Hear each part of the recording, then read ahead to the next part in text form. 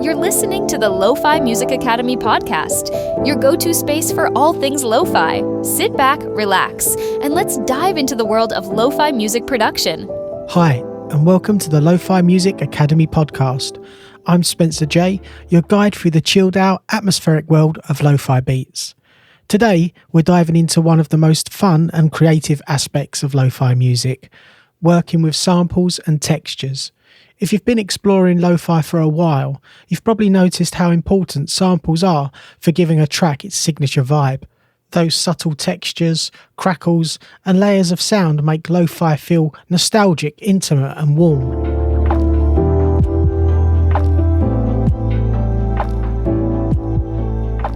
So let's break down what we mean when we talk about samples and textures in lo-fi music. Samples in lo-fi music can be anything from a chopped up piano loop to a snippet of dialogue from an old movie, or even field recordings of nature sounds. Textures, on the other hand, are more about those background elements that create an atmospheric layer for your track, like vinyl crackle, ambient noise, or tape hiss. Together, they give your track a sense of space and depth. In lo-fi, these aren't just decorative, they're essential to building the overall mood. We're going to look at how to find and use these elements to elevate your tracks.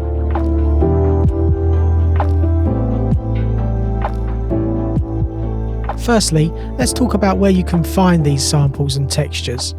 Thankfully, the internet is filled with amazing free resources, as well as some premium options if you want something more curated. You can try websites like Splice or Looperman, which have tons of royalty-free samples for you to use. You can search for piano loops, drum breaks, or ambient sounds, all with just a click. Another great place to find unique textures is freesound.org, where you can grab field recordings like rain, wind, or street noise, perfect for that ambient, organic feel in your lo-fi tracks. Then there's the DIY route for field recording. Grab your phone or a portable recorder, head outside and capture the world around you. Whether it's the sound of birds, a busy cafe, or footsteps on a rainy day, these snippets can add a lot of depth to your track. The best part? These sounds are 100% unique to you.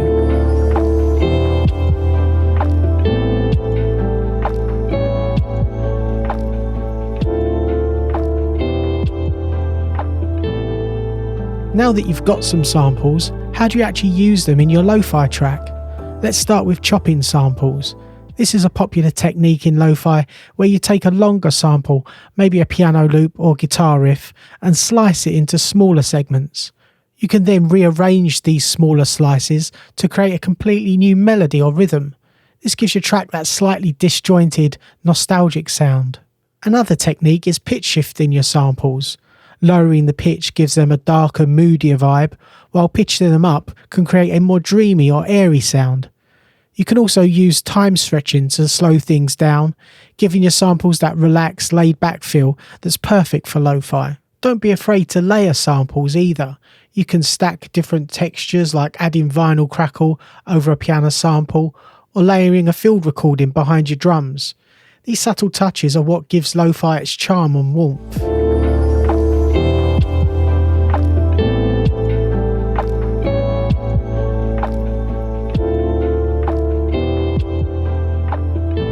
Now let's focus on textures.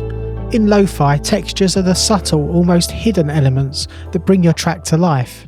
A simple chord progression might feel flat on its own, but once you add some vinyl crackle, tape hiss, or some ambient noise, it suddenly feels warmer and more immersive. Here's a great tip. Use low-pass filtering to subtly blend your textures into the background. You don't want your texture elements to overpower the track. They should sit in the mix quietly, adding atmosphere. For instance, a gentle tape hiss or the sound of rain should feel like it's in the distance, providing space for your melodies and drums to really shine through. You can also automate these textures, bring them in and out throughout the song. Maybe during the intro and outro, the vinyl crackle is more prominent, but in the main section it fades to give space to the other elements.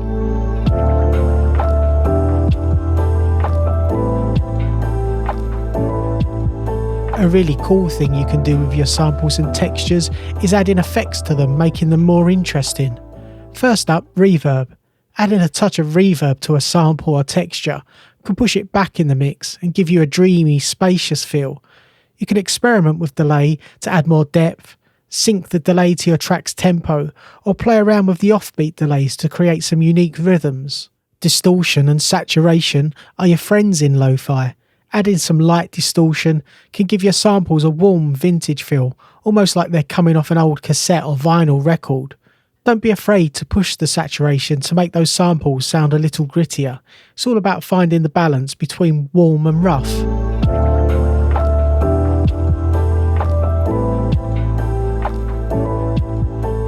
One of the most common questions I hear from lo-fi producers is, how much texture should I use in my lo-fi tracks?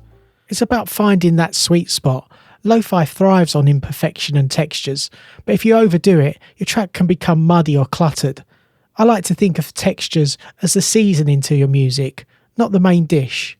A little vinyl crackle or ambient noise goes a long way, but keep your main melody, drums and bass at the forefront, and use texture to fill the gaps and add atmosphere.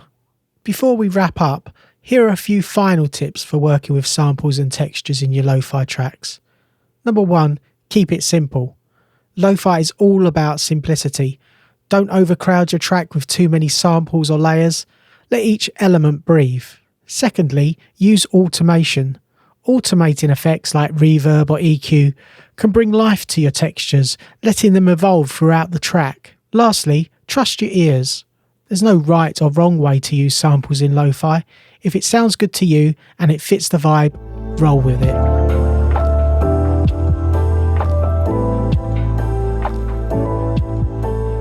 And that's it for today's episode on working with samples and textures. I hope you're feeling inspired to go dig through some samples and start layering those cozy, nostalgic textures into your tracks. Remember, the beauty of lo-fi is in its imperfections, so have fun with it and don't be afraid to experiment. If you enjoyed this episode, please consider subscribing, leaving a review, or sharing it with fellow music producers who might find it useful. Until next time, keep creating, stay inspired, and remember, it's all about the vibe. Take care and see you in the next episode. Thanks for tuning in to the LoFi Music Academy podcast. If you're ready to start making lo-fi music and want to go even deeper, grab your free guide. Discover the 6 essential steps to create a release-ready lo-fi track from scratch. Whether you're using budget gear in your bedroom or a small home studio, this guide will help you get that polished, dreamy lo-fi sound you're after. Just go to www.lofimusicacademy.com. Until next time, keep creating those laid-back vibes, and don't forget to subscribe for more lo-fi tips and tricks.